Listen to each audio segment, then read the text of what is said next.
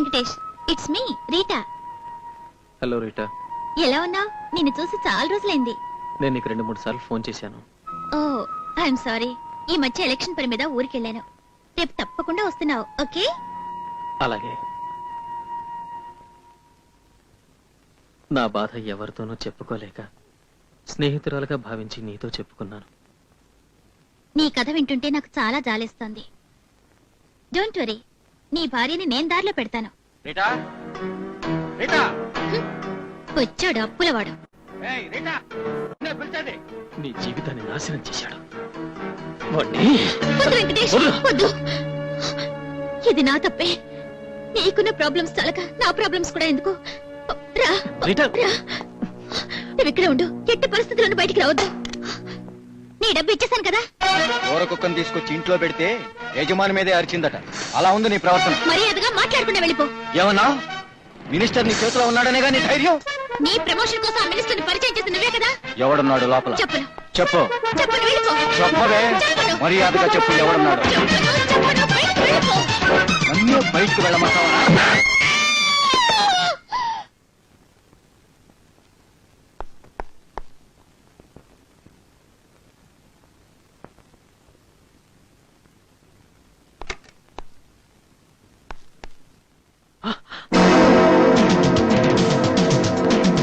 Rita, Rita.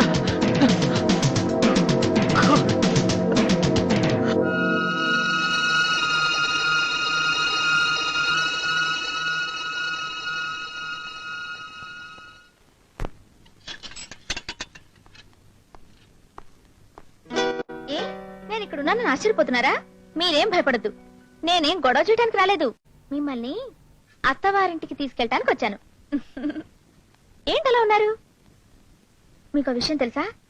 మీ office వాళ్ళు పెట్టిన 1 సంవత్సరం గడువు, నేను పెట్టిన కండిషన్ ఇవాటితో పూర్తయ్యాయి. ఈ పొగరుబోతు ఇలా మారిపోయిందేంటా అని ఆలోచిస్తున్నారా?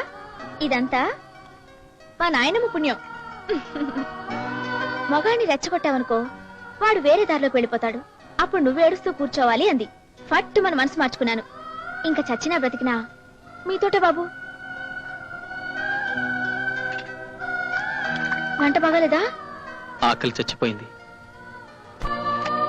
చూడండి, రాత్రి కోసం ముందే శోభనంగా రెడీ చేసి పెట్టాను.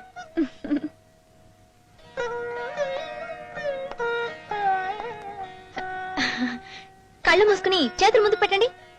పెట్టండి. అయ్యో, ఇలా కాదు. ఇంకెలా? చేతులకి సంకెళ్ళు వేస్తారే అలా. ఇది నేనే కొన్నాను, నేనే వేస్తాను. వద్దు పొద్దు, కాసేపట్లో పోలీసులే వేస్తారు. అయ్యో, శోభనం గదిలో అలా మాట్లాడకూడదండి. మనకి శోభనం వచ్చిరాదు. ఎందుకు ఇలా మాట్లాడుతున్నారు? ఏమైంది? నా మీద ఒక హత్యా నేరం పడింది.